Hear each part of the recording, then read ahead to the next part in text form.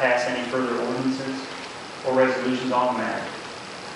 That said, as an individual commissioner, it behooves me, and in fact I think each of us commissioners, to continue to follow this issue. I think to continue to educate on this issue is imperative. Mr. Safford and Mr. Walker spoke greatly to that need as well. So no one disputes that we need to continue to talk about this. I think it behooves us to stay in contact with state agencies such as the Department of Environmental Protection. So that process will continue. On the other hand, if we were to put this favor question on the ballot and it were to come back to say the majority of voters do not favor Marcellus Shale drilling in Pocahontas County, then I would take that as a request by the majority of voters to continue as a commission to pursue some sort of regulation of Marcellus Shale drilling in Pocahontas County. That's how I would use the information. And at this point, I want to stop talking and give my other fellow commissioners a chance to address their building on ballot questions and what kind of question they'd like to see and how they use that information. Okay. Now, I had recently, in fact, last night, citizen of Pocahontas County brought to my attention a gentleman that's very high up in the oil and gas industry in Charleston, and I called him personally last night, talked to him, and he has agreed to bring a team of individuals up, and he wanted to know what some of the key points was that we could question there. And a few things that I told him was, number one, what's in the fractured fluid, which is what you asked earlier. And he insinuated to me, just off the top of his head, it was 95% water, sand, and salt, and 5% lubricating materials of some sort. And he went on to say that as far as testing and endangerment, that most of us had more dangerous chemicals under our kitchen sink than what the 5% was. But he's willing to come and bring a specialist on that and go over that.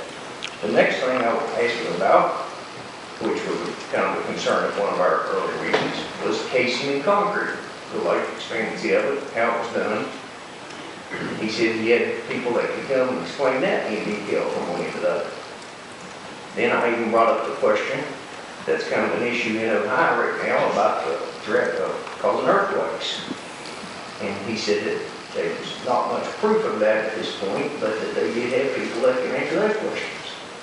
And if anybody, then was kind of the three things that I thought was most important at this time, but he said they would go over from the beginning of the lease to the site where we drilled, to how it was cased, to what the fracking fluid consisted of, and then I also wanted him to bring somebody, which was the same person, I think, to explain what they do with the fluid that comes back out of the hole.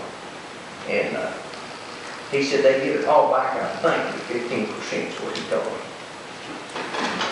So, if there was any other main topics that's included in that anybody in this room would want me to bring to his attention prior to them getting here, it would be nice to know. That way I can let him know, and he can maybe be more prepared to answer questions.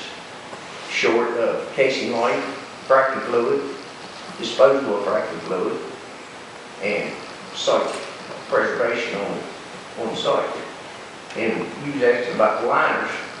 He insinuated with the companies that they work with, they line every single site with, I think he said, a 60 mil liner. I'm assuming that's the same line, but he said everything is lined prior to them ever set foot on site.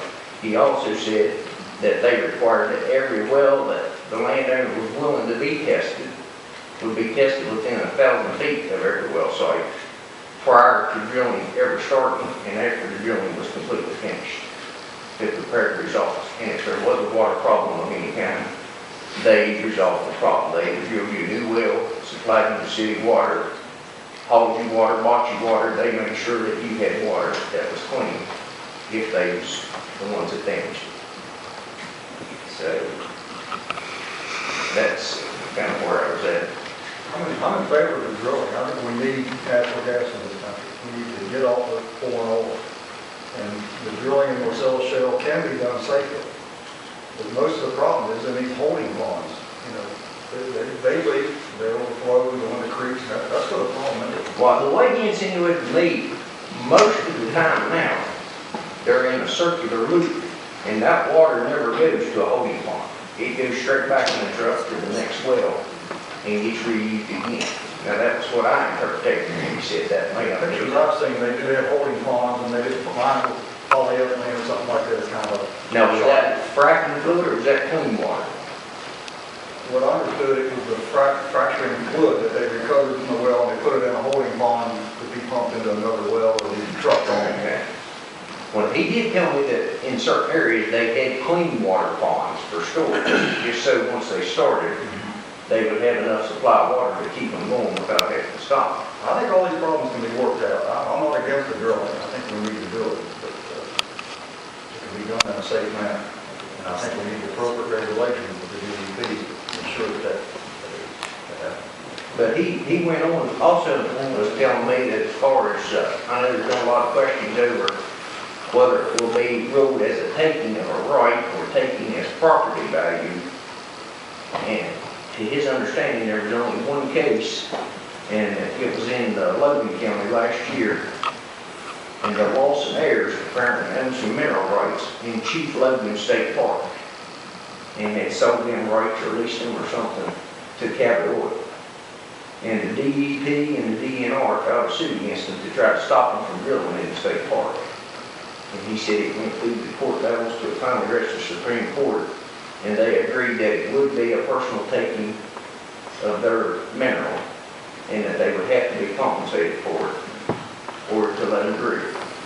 And they had $2 million starting into the case to work with it, and they kind of thought that it was maybe in excess of $10 million the value of the oil, so they went ahead and drilled.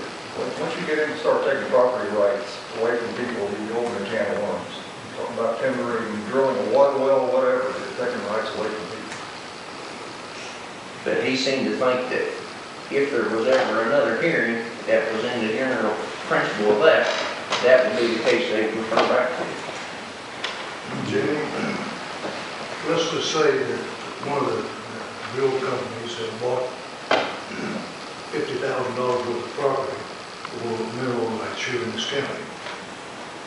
And the vote is put on the ballot, is going to say no drilling. What's going to happen with that, whatever amount of money that the gas company paid to the landowner? Are they going to return? I would think the gas company at that point would probably file a suit to want to go ahead and drill if they had bought it. I mean, that would be my opinion. If that's true, then what we're voting on would not pay a thing. Well, again, I mean, to be clear, it will depend on the court. if the citizens voted to disallow drilling or said we're not in favor of commercial shale drilling, Mr. Trey, that would be information that comes to us as a commission, whoever we commissioners are, for our consideration. And it may be that the commission isn't able to come up with anything to do. So I think it's important to note that I think it would be bad to put something on the ballot that says we have to do something. Because that might force us to do something we can't do, and that would be very expensive. But I think either way the vote would come out, it's still your all's responsibility to work with the DEP for regulations. I agree. In any kind of drilling or mining operation or whatever in this county. Yeah. That responsibility is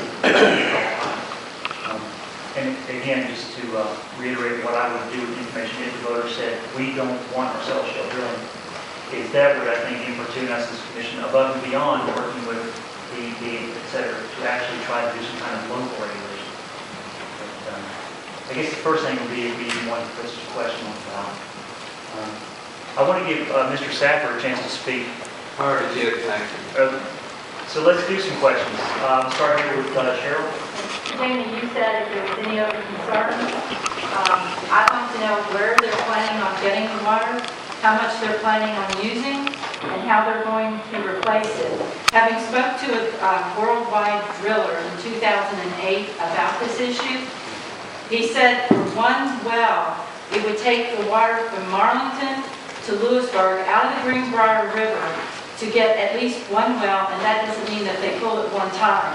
We're in a state of drought in this state, So if they start pulling our water, what's going to happen when we dry up? Because all of our water goes downhill. I'll check with you, I'm sure they, Just a question on the water. let me add one thing there. He kind of also insinuated that due to the thickness